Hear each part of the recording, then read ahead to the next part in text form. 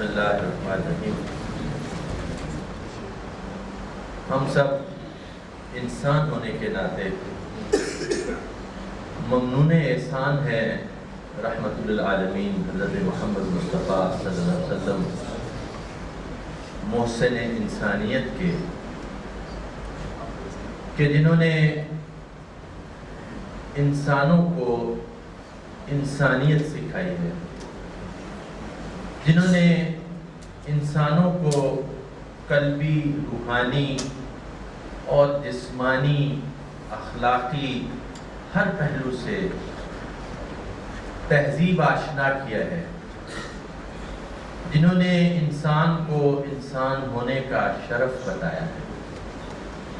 جنہوں نے انسان کو دنیا کی کامیابیوں کا راز بتایا ہے، اور جنہوں نے پوری انسانیت کو تا قیامت اخروی زندگیوں کی کامیابیوں کا بھی ہنر سکھایا ہے۔ ہر پوجا ہنگام عالم ببد رحمت للعالمین ہم ببد، جہاں کہیں بھی کائنات اور انسانی حیات کا کوئی حصہ، کوئی دور، کوئی دائرہ ہے، وہاں تک یہ رحمت للعالمین پھیلی ہوئی ہے۔ ہماری عقیدت اور ہماری محبت نبی کریم صلی اللہ علیہ وسلم سے جو ہے، میں آپ کو یقین دلاتا ہوں کہ یہ محبت بہت منفرد محبت ہے۔ آپ اگر غور فرمائیں کہ محبت میں عموماً انسان بے چین بے تاب ہوتا ہے، لیکن یہ محبت منفرد ہے کہ یہ سکون و اطمینان دیتی ہے۔ آپ نے دیکھا ہوگا کہ ہم لوگ جو محبت کے گرفتار ہوتے ہیں، محبت ذلیل و رسوا کرتی ہے، اور یہ محبت انسان کو اوج ثریا تک پہنچاتی ہے۔ یہ محبت اس لیے بھی منفرد ہے کہ آپ نے دیکھا ہوگا کہ محبت میں گرفتار جو افراد ہو جاتے ہیں، وہ کسی کی محبت، شہرت سے محبت، دولت سے محبت، کسی دیگر انسان سے محبت، کسی جاہ و جلال سے محبت، یہ ساری محبتیں آپ نے دیکھا ہوگا، میں نے دیکھا ہے کہ وہ لوگ مارے مارے پھرتے ہیں، وہ لوگ ترلوں پہ ہوتے ہیں، وہ لوگ بے حال ہوتے ہیں، دیوانے ہو جاتے ہیں، لیکن اس محبت میں دیوانگی نہیں، فرزانگی ہے۔ اس محبت میں، جہاں میں نے عرض کیا بے چینی نہیں، اطمینان ہے۔ اس محبت میں نہ آنکھیں برباد، نہ ذہن برباد، نہ آپ کی زندگی برباد۔ وہ جو کہا گیا، کہتے ہیں جس کو عشق خلل ہے دماغ کا، وہ خلل ہے دماغ کا ایک طرف، اور یہ عشق و محبت یہ دلوں کو مضبوط کرنے والی، ایمانوں کو جلا بخشنے والی، زندگیوں کو منور کرنے والی۔ تو یہ محبت عام محبت نہیں ہے۔ عقیدت دراصل محبت اور تعظیم دونوں کے مجموعے کا نام۔ عقیدت جو ہمیں حضور سے ہے، وہ بھی منفرد ہے۔ وہ منفرد اس طرح سے ہے، میں ایک بڑی بات کہنے لگا۔ وہ عقیدت منفرد اس طرح سے ہے کہ وہ اللہ تعالیٰ کے ساتھ جو ہماری عقیدت ہے، اس سے بھی الگ ہے، اس سے بھی منفرد ہے۔ وہ اس طرح کہ مفکرین و دانشور یہ کہتے ہیں کہ با خدا دیوانہ باشد، با محمد ہوشیار۔ آپ خدا کے سامنے تو دیوانگی سے سب کچھ کہہ سکتے ہیں، آپ اپنے رب کے سامنے تو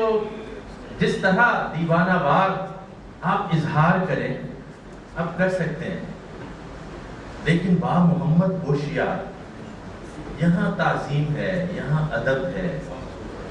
قدم بھی احتیاط سے رکھنا ہے، الفاظ کی ادائیگی اور چناؤ بھی احتیاط سے کرنا ہے۔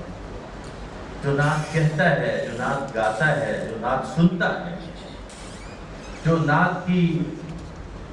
پوری شناسائی رکھتا ہے، ہر جگہ ہر لمحے ادب اور تعظیم سے دھندا ہو، یہاں الفاظ کا چناؤ احتیاط سے ہوتا ہے، یہاں آپ ترنم اور نغمگیت کا چناؤ بھی احتیاط سے ہوتا ہے، یہاں ادائیگی کا چناؤ بھی احتیاط سے ہوتا ہے۔ یہ روایت مسلمانوں میں عجیب منفرد روایت ہے کہ جس طرح میرا نبی منفرد ہے پوری انسانیت میں، اس طرح مسلمانوں کی یہ روایت بھی منفرد ہے۔ پوری کائنات اور پوری انسانی تاریخ اور انسانی حیات میں کوئی انسان ایسا نہیں جس کے لیے اتنا اچھا کبھی کہا گیا۔ وَرَفَعْنَا لَكَ ذِكْرَكَ کی تفسیر، ایسی ہستی جس کے بارے میں کوئی زبان ایسی نہیں ہے جس میں نعت نہ ہو، کوئی محفل ایسی نہیں ہے جس میں حضور پر درود نہ بھیجا جائے، 24 گھنٹوں کا کوئی لمحہ ایسا نہیں ہے اس پورے گلوب پر کہ جب کہیں نہ کہیں حضور نبی کریم صلی اللہ علیہ وسلم کا ذکر خیر نہ ہو رہا اور آپ پر سلام اور آپ کے سامنے عقیدت کے پھول نہ نچھاور کیے، 24 گھنٹے میں کوئی لمحہ ایسا نہیں۔ یہ انفرادیت ہے ہماری اس روایت کی، اس لیے ہمیں جس احتیاط کی ضرورت ہے وہ ایک تو یہ ہے کہ یہ عقیدہ نہ بنے، بلکہ عقیدہ کے ساتھ عقیدت وابستہ ہو۔ عقیدہ جب عقیدت کی بنیاد بنے گا تو اس کا اظہار اور ہوگا، اور جب خود عقیدے کی بنیاد بنے گی تو اس کا اظہار اور ہوگا۔ عقیدے کی بنیاد وہ نصوص ہیں، وہ اللہ اور اس کے رسول کے اپنے محکم فرمودات ہیں، اور عقیدت میرے وہ گجرے ہیں، میرے وہ ہاتھ ہیں، میرے وہ پھول ہیں جو میں حضور نبی کریم کی بارگاہ میں پیش کرتا ہوں۔ اس لیے مجھے یہ دیکھنا ہے کہ میرے ہاروں میں، میرے گجروں میں، میرے الفاظ میں تو وہ کمی ہو سکتی ہے، نقص ہو سکتا ہے، اس لیے کہیں وہ نقص وہ کہیں میرے عقیدے میں نظر آئے۔ پھر ہمیں یہ بھی احتیاط کرنی ہے کہ جب ہم حضور نبی کریم صلی اللہ علیہ وسلم کی نعت پڑھنے بیٹھتے ہیں تو ہمیں اس بات کا احساس ہونا چاہیے کہ میں ایک طرف تو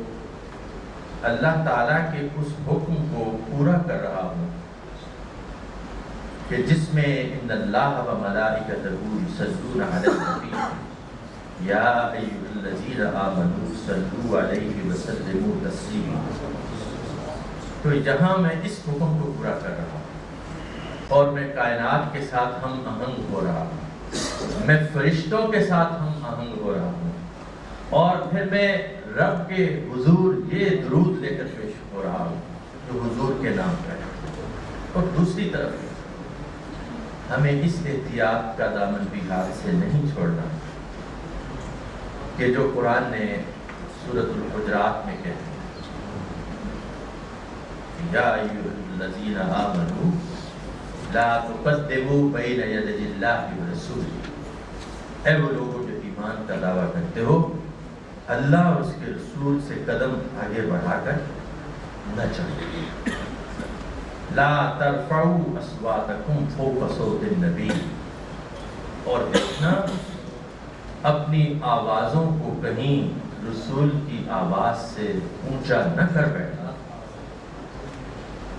اور یہ آداب بتانے کے بعد قرآن نے اتنی بڑی وعید سنائی ہے کہ وہ پورے قرآن حکیم میں 3 یا 4 دفعہ یہ حبط اعمال کی وعید ہے۔ حبط اعمال کا مطلب ہے اعمال کا ضائع، اعمال کا ضائع ہونا موت سے بڑی سزا ہے، موت سے بڑی سزا۔ کیوں؟ جب اعمال ضائع ہو جاتے ہیں، اعمال ضائع ہو جاتے ہیں اور انسان اس زندگی سے چلا گیا، تو موت کے بعد تو اس کو زندگی کا کوئی موقع نہیں ملتا. اس لیے اعمال اگر ضائع ہو گئے ہیں تو اس کے پاس کوئی موقع دوبارہ نہیں آنے والا کہ جب وہ اعمال کر کے اپنے آپ کو اپنے رب کے حضور پیش کر سکتا ہے.